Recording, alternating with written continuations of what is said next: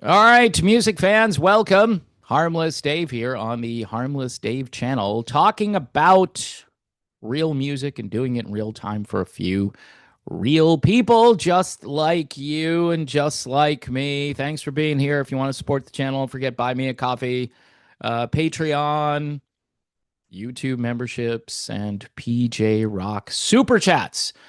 So it's the end of the line for Kelly Hansen as his final show will be Saturday in Atlantic City. So if you like to gamble, you're not sure if the show will be any good, so it's kind of a gamble. No, I'm just kidding. Sounds like he's not totally sure what he'll do next. I'm thinking retirement. He says, I don't like to use that word. I don't even know what that means, he tells People magazine. I'm not looking for future work.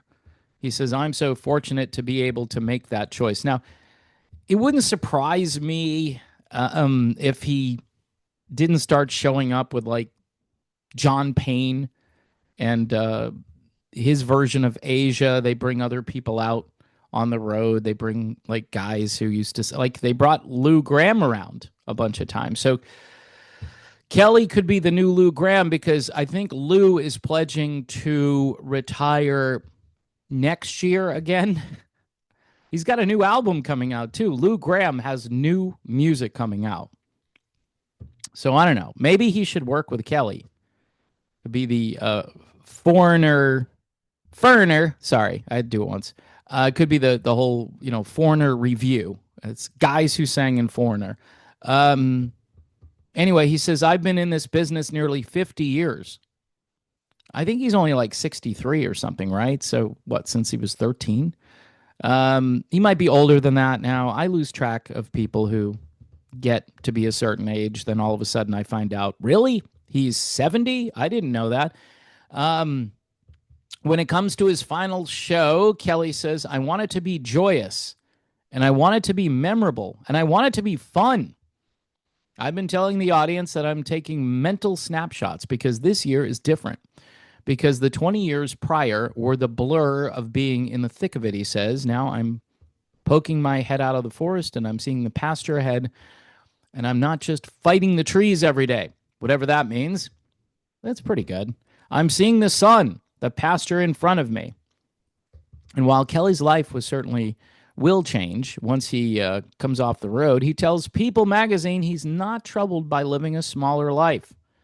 So, yeah. Foreigner guitarist Luis Maldonado will take over frontman duties when Kelly Hansen leaves. I know there are some people pretty excited about Luis. So, and I've been talking about Luis now for at least 2 or 3 years because he showed up in Tampa at a radio station and just blew everybody's mind. I mean, I think he sounds more like Lou than Kelly does. And he sounds more like Lou in his prime than Lou does currently. So anyway, you know what's interesting about the whole Foreigner thing is this really illustrates how rock bands are becoming more nameless, more faceless. We don't really care who's in the band. Just play the music. And you think of all these bands that are out there. You got Quiet Riot still out there. You've got the Little River Band. Obviously, that would be Exhibit A. But people just show up and they're like, yeah, entertain me. I see the name on the marquee. If you're Foreigner, you better sound like Foreigner, right? So they kind of do. And good luck to everybody, especially Kelly. He's paid his dues. Some people didn't like Kelly Hansen. I began to warm up to him, and then I heard Luis, and I was like, huh. Well, Kelly, nice knowing you, buddy. No, he did a good job with the band.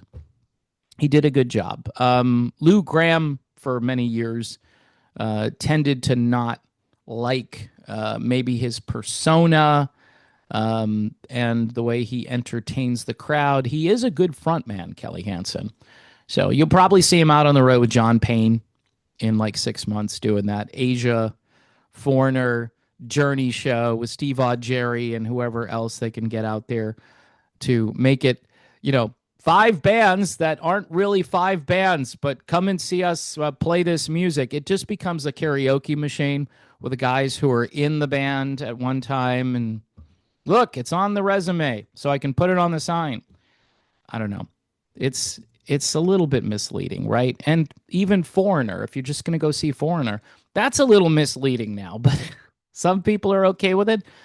Other people are in a perpetual state of outrage about it. And I don't know if either end of that spectrum is appropriate. This music is going away. It'll take time to completely go away because people will continue to hold these franchises and the names, and they'll hire talent and so forth to try to perpetuate it for as long as they can. Because guess what?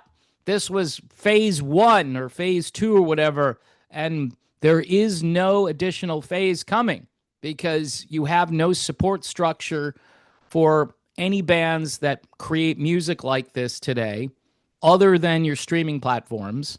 Radio has gone completely bonkers with trying to congeal all the formats together and make everything sound the same. Go listen to today's country music, and then go listen to pop. Go listen to some of the Christian too.